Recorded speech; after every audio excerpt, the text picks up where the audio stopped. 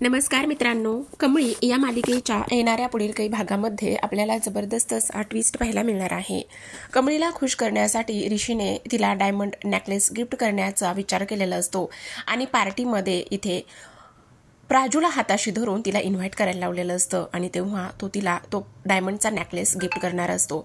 सोबतच आता अनिकाला, कामिनी, रागिनीला आणि बाजूला करतच कमळी निंगीला नयनताराच्या पार्टीमध्ये ऋषीच्या मदतीने आता प्राजूने इथे इन्व्हिटेशन दिलेलं असतं आणि त्यासोबत हे इन्व्हिटेशन दिल्यानंतर आता इकडे अनिका चांगलीच चरफडत असते, कारण अनिकाला हे माहिती नसतं की आता इकडे कमळी इथे पोहोचणार आहे म्हणून। आणि त्याचबरोबर जेव्हा ऋषी आता इथे कमळीला डायमंड नेकलेस गिफ्ट करणार असतो तेव्हा मात्र इथे नयनताराचा चेहरा पाहण्यासारखा झालेला असतो। तिचा खूप मोठा गैरसमज इथे निर्माण होत असतो। तर आता प्रेक्षकांनो, हे सगळं काही आपल्याला या आजच्या ट्विस्टमध्ये जाणून घ्यायचं आहे, त्यामुळे हा व्हिडिओ शेवटपर्यंत नक्की पहा। तर आता आपण इथे पाहत आलेलो आहोत की कशा पद्धतीने कमळीने अनिकाची चांगलीच नांगी ठेचलेली असते। तर ते का, तर इथे कमळीला ड्रग्सच्या ह्या गोष्टीमध्ये अडकवलेलं असतं आणि ह्या सगळ्या गोष्टीमध्ये अडकवल्यामुळे आता कमळीने इथे स्वतःला निर्दोष सुटका केलेली असते आणि स्वतःला निर्दोष सुटका केल्यानंतर इकडे मात्र आता कमळीने अनिकाला शिक्षा म्हणून तिच्या कारची चावी काढून घेतलेली असते, तिचं कार्ड वगैरे हे सगळं काही काढून घेतलेलं असतं आणि तिला कॉलेजमध्ये येण्यासाठी स्वतःच्या पायावर येण्याची शिक्षा दिलेली असते। पायाचं आणि जमिनीचं नातं जर तिचं रोवलं गेलं तर अजूनच चांगलं होईल असं कमळीने सांगितलेलं असतं। त्यावर अन्नपूर्णा म्हणत असतात, जर आता कमळीने इथे अनिकाला शिक्षा दिलेली आहे तर मी काय बोलणार आहे। त्यासोबत सगळ्यात महत्त्वाची गोष्ट, अनिकाने इथे तिच्यासोबत ह्या सगळ्या गोष्टी केल्या होत्या म्हणूनच आता तिला ही शिक्षा मिळालेली आहे असं इथे ती बोलत असते। त्याचबरोबर आता इकडे जी अन्नपूर्णा आहे त्या म्हणत असतात, बरं ठीक आहे मी येते मग आता। इथे मात्र अनिका आणि त्यासोबत कमळी एकमेकींसमोरासमोर उभ्या असतात। आता इकडे कमळीला निंगी मनातच म्हणत असते की आत्ता जरी तू मिरवली असलीस, आत्ता जरी तू मला शिक्षा देण्यात यशस्वी झाली असलीस तरी सुद्धा हा तुझा आनंद मी जास्त काळ जास्त वेळ दिवस राहू देणार नाही। ह्या सगळ्या गोष्टी आता इथे ती बोलत असते।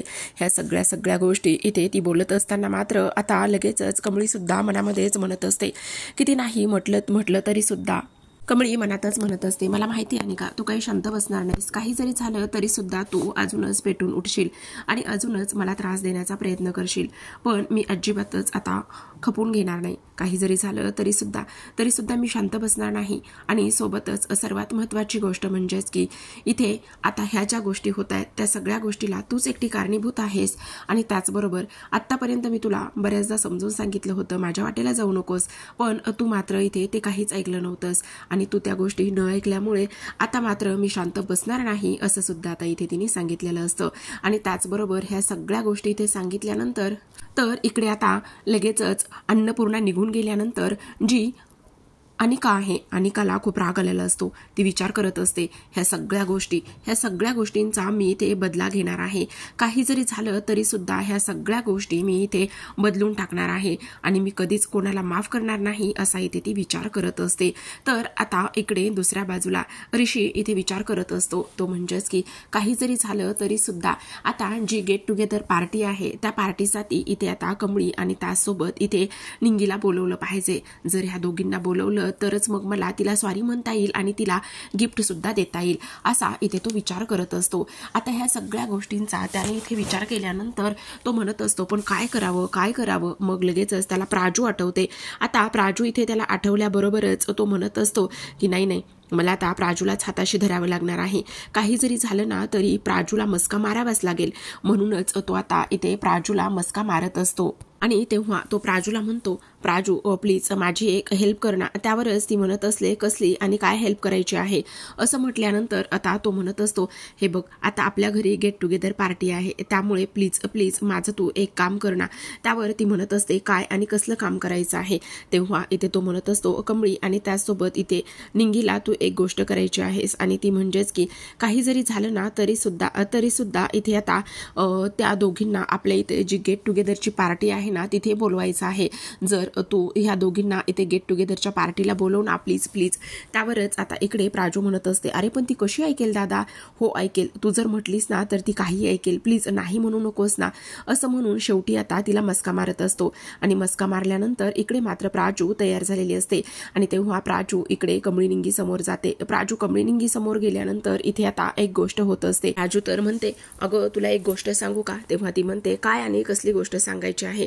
त्यावर ती म्हणत असते, बघ आता आमच्या घरी ना पार्टी आहे, त्यामुळे प्लीज तू पार्टीला ये ना. त्यावरच आता इकडे कमळी म्हणत असते, नाही ग, नाही येऊ शकत मी पार्टीला. त्यावर ती म्हणत असते, प्लीज नाही म्हणू नकोस ना. का नाही म्हणतेस? ये ना ग. असं म्हटल्यानंतर तुला माहिती ना, तुझ्या आईला मी तिथे आलेलं अजिबातच नाही आवडत. मग उगाचच नको. अगं नको काळजी करूस, त्या पार्टीमध्ये खूप काही गेस्ट असणार आहेत आणि त्याचसोबत सगळ्यात महत्त्वाचं, मी अजिबातच तुला कोणी काही बोलणार नाही याची मी व्यवस्थित काळजी घेईल.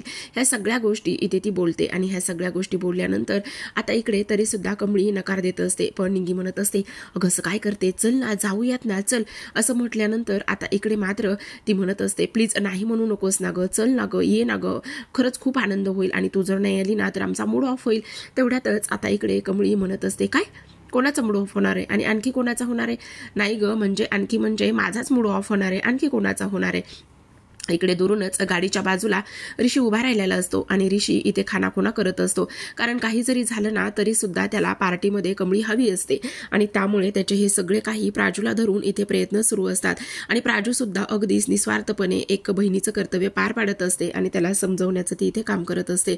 त्याहूनही सगळ्यात महत्त्वाची एक गोष्ट झालेली असते आणि ती एक महत्त्वाची गोष्ट म्हणजेच की आता काही जरी झालं तरी सुद्धा इथे जी काही प्राजू आहे, प्राजू इथे आता तिला मनवण्यामध्ये यशस्वी झालेली असते आणि तिला मनवण्यामध्ये यशस्वी झाल्यानंतर शेवटी इथे ती म्हणत असते, बरं ठीक आहे चालेल येते मी, पण काय नको काळजी करूस, कोणीही तुला काहीही बोलणार नाही आणि त्याहूनही सगळ्यात महत्त्वाची गोष्ट, आम्ही सगळेजण तिथेच असणार आहोत. असं म्हणूनच आता फायनली इथे जी काही ही आहे कमळी आहे, कमळीने होकार दिलेला असतो. ऋषी तर खूपच आनंदाने उड्या मारायला लागलेला असतो. त्याचा आनंद एवढा झालेला असतो प्रेक्षकांनो की काही विचारू नका. त्याला असं वाटत असतं की आता खरंच इथे कमळीने जसं काही त्याला लग्नाला होकारच दिलेला आहे अशा पद्धतीने तो इथे उड्या मारत असतो. त्याचबरोबर आता इकडे प्राजू म्हणत असते, मग काय आता झालं ना काम? हो, मग आता मला काय विसरणार आहेस का? असं म्हटल्यानंतर आता इकडे तो म्हणत असतो, नाही ग नाही, तुला कसं विसरणार आहे आणि मी तुला कसं विसरेल, माझी लाडाची बहीण आहे तू. आणि तेव्हा ती म्हणत असते, हो हो चल चल, आता ज्या दिवशी मला तू मदत केली होतीस ना, आता तो सगळं इथे फिटून फाट झालेला आहे, समजलं? त्यामुळे उगाचच आता चल चल चल निघ तू इथून. असं आता लगेचच ऋषी म्हणत असतो, बापरे खरंच बहीण भावांचं प्रेम म्हणजे विचारूच नका. आता तो तर ती तर तिथून निघून गेलेली असते. इकडे मात्र ऋषी लगेच स्वप्न रंगवायला सुरुवात सुद्धा करत असतो. त्याचं एकच म्हणणं असतं की नाही, काही जरी झालं ना तरी सुद्धा आता इकडे कमळी येणार आहे आणि कमळी आल्यानंतर आपण खूप छान एन्जॉय करू, बऱ्याच गोष्टी इथे करू, व्यवस्थित सगळं काही होईल असा सुद्धा तो इथे विचार करतो. आता ह्या सगळ्या गोष्टींचा त्याने इथे विचार केल्यानंतर इकडे मात्र लगेचच दुसऱ्या बाजूला अनिका घरी आलेली असते. कारण ऋषीने तिला घरी सोडण्यासाठी नकार दिलेला असतो आणि त्यामुळे ती रागातच घरी येते. आता रागातच घरी आल्यानंतर इकडे मात्र जी रागिनी आहे ती तिला समजावण्याचं काम करत असते. ती म्हणत असते, हे बेबी काय झालेलं आहे, सगळं काही ठीक तर आहे ना आणि तू एवढी चिडचिड का बरं करत आहेस? तेव्हाच ती म्हणत असते, काही नाहीये, मला कोणाशी काहीच बोलायचं नाहीये. तेव्हा ती म्हणते, चल ना मग आपण बाहेर जाऊया, छान एन्जॉय करू, छान फिरून वगैरे येऊ. तेव्हा इथे ती म्हणत असते, नाही म्हणून सांगितलं ना, मला कुठेही कोणासोबतही यायचं नाही आणि तुला माझ्या प्रत्येक वेळेस माझ्या जखमेवर मीठच चोळायचं आहे का ग मम्मा? तू असं का करत असतीस ग? असं म्हटल्यानंतर ती म्हणत असते, नाही नाही असं काही नाहीये, तुला असं का वाटतंय, प्लीज तू असं नको हे करूस ना. ह्या सगळ्या गोष्टी इथे ती बोलत असते आणि ह्या सगळ्या गोष्टी इथे ती बोलल्यानंतर आता लगेचच तेवढ्यातच इकडे जी रागिनी आहे, रागिनीला तिच्या मैत्रिणीचा कॉल आलेला असतो आणि ती म्हणत असते, ए नयनताराच्या घरी आज पार्टी आहे, नयनताराच्या घरी पार्टी असल्यामुळे आता तू किती वाजता येणार आहेस वगैरे. त्यावरच आता नयनताराची पार्टी आहे आणि मला बोलवलं नाही असा विचार तिच्या मनामध्ये येतो आणि तेव्हा लगेचच ती म्हणत असते, अगं तुला पण पार्टीला इन्व्हाइट केले का? मुद्दामूनच ती बोलत असते, हो मला सुद्धा पार्टीला इन्व्हाइट केले, तुला नाही केलं का? हो केले ना, मी सुद्धा येणारच आहे तिकडे. हो मग त्यासाठीच तर मी इथे बोलत आहे ना. आता इकडे लगेचच ती फोन ठेवते. आता फोन ठेवल्यानंतर तिला मात्र खूप जास्त प्रचंड टेन्शन आलेलं असतं. त्याचबरोबर प्रचंड टेन्शन आल्यानंतर ती इथे विचार करते की इथे नयनताराची एवढी मजल वाढलेली आहे की इथे मला पार्टीला हिने बोलवलं नाहीये. इकडे मात्र लगेचच अनिका रडायला सुरुवात करत असते. ती म्हणत असते, म्हणजे तुम्ही इथे एक गोष्ट लक्षात येते का तुमच्या की कशा पद्धतीने इथे आता नयनताराने तुम्हाला सुद्धा इथे इग्नोर करायला सुरुवात केलेला आहे. त्यासोबत तुम्हाला इथे त्या पार्टीला बोलवत नाहीत आणि तरी सुद्धा तुम्ही शांत बसणार आहात. आता इकडे लगेचच अन्नपूर्णा आलेले असतात आणि अन्नपूर्णाने इथे त्यांच्या नोकराला सांगितलेलं असतं की हे बघ, मला ना इकडे नयनताराकडे पार्टीसाठी इन्व्हिटेशन होतं, पण मला आणि राजनला खूप एका महत्त्वाच्या मीटिंगला जायचं आहे, तर हे जे काही गिफ्ट आहे ते ड्रायव्हरच्या मदतीने तू त्यांच्याकडे देऊन येशील, ठीक आहे? असं म्हणता क्षणी आता लगेचच इकडे कामिनी आणि त्याचबरोबर रागिनी हिला म्हणत असतात, काय काय सांगतेस काय तू? म्हणजे इकडे आता हे सगळं ह्या पद्धतीने आहे, म्हणजे तुला इकडे नयनताराने इन्व्हाइट सुद्धा केलेला आहे? तेवढ्यातच अन्नपूर्णा म्हणत असतात, हो मला तर कधीच इन्व्हाइट केलेला. काय झालं? अच्छा, मला तर नयनतारा नेहमीच प्रत्येक पार्टीसाठी इथे इन्व्हिटेशन देतेस ना.